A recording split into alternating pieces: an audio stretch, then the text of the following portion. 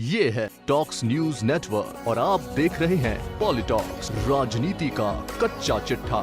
उत्तर प्रदेश विधानसभा चुनाव जैसे जैसे पास आते जा रहे हैं वैसे वैसे सियासी क्षेत्रों ने अपनी तैयारियां तेज कर दी है। सियासी जानकारों का मानना है कि कई अन्य मुद्दों के अलावा योगी आदित्यनाथ बीते 5 साल में अपने विधायकों से कोई खास तालमेल स्थापित नहीं कर पाए। ऐसे में अब बीजेपी की तमाम समस्याओं को दूर करने की जिम्मेदारी खुद बीजेपी के चाणक्य अमित शाह ने ले ली है। वहीं यूपी की सियासत की अगर बात करें तो ऐसा माना जाता है जिसने पूर्वांचल में अपना झंडा लहरा दिया उसने सत्ता की चाबी हासिल कर ली।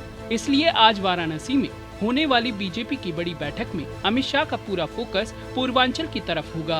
आपको बता दें कि यूपी चुनाव में बीजेपी जिन 2 अहम मुद्दों पर मैदान में उतरने वाली है वो दोनों ही मुद्दे पूर्वांचल से जुड़े हैं, फिर चाहे वो राम मंदिर हो या फिर विकास के तौर पर पूर्वांचल एक्सप्रेस वे। यूपी विधानसभा चुनाव बीजेपी के लिए बहुत ही महत्वपूर्ण है। बीजेपी हर हाल में प्रदेश की सत्ता में वापसी को आतुर है। बीजेपी के दिग्गज नेता इसी उधेड़-बुन में हैं कि आगामी चुनाव के लिए किस रणनीति के तहत काम किया जाए। किसान आंदोलन के बाद प्रदेश में बदलते वर्तमान राजनीतिक हालात और बढ़ता अपराध योगी सरकार के लिए चिंता का विषय बना हुआ है। वहीं प्रधानमंत्री नरेंद्र मोदी और सीएम योगी दोनों ही यह अच्छी तरह जानते हैं कि बिना अमित शाह के सत्ता में वापसी मुश्किल होगी।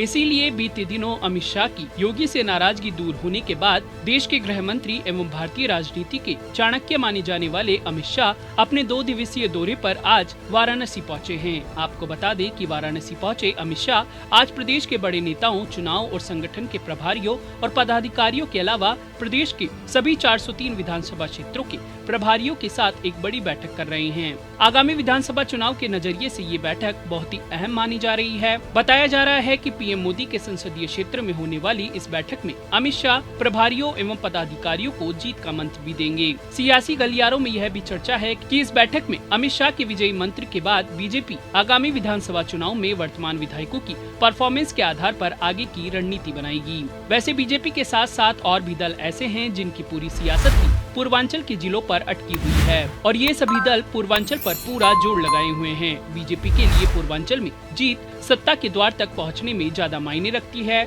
इस बात का ध्यान रखते हुए ही बीजेपी आला कमान ने हाल ही में हुए मोदी कैबिनेट विस्तार में पूर्वी यूपी से पंकज चौधरी, महेंद्र नाथ पांडे, स्मृति ईरानी को मंत्री बनाया है। यही नहीं, बीजेपी की सहयोगी अपना दल से अनुप्रिया पटेल भी मोदी सरकार में मंत्री बनाई गई है।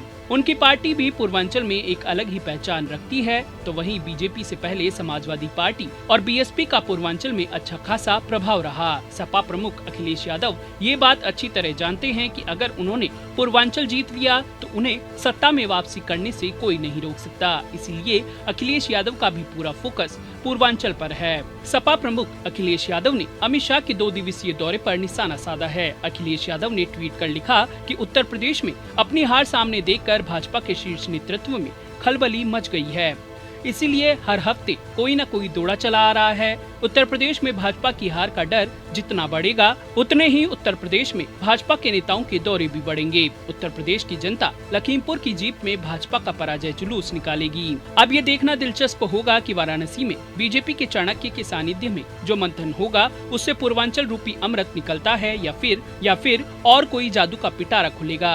यूपी विधानसभा चुनाव से पहले अगर देखा जाए तो यह बैठक 2022 चुनाव को लेकर भाजपा संगठन की अब तक की सबसे बड़ी बैठक होगी। इस बैठक में प्रदेश के मुख्यमंत्री योगी आदित्यनाथ, बीजेपी प्रदेश अध्यक्ष स्वतंत्र देव सिंह, संगठन महामंत्री सुनील बंसल, डिप्टी सीएम केशव प्रसाद मौर्य और दिनेश शर्मा सहित कई दिग्गज शामिल होंगे। पॉलिटॉक्स ब्यूरो, उत्तर प्रदेश। ये है टॉक्स न्यूज नेटवर्क और आप देख रहे हैं पॉलिटॉक्स, राजनीति का कच्चा चिट्ठा।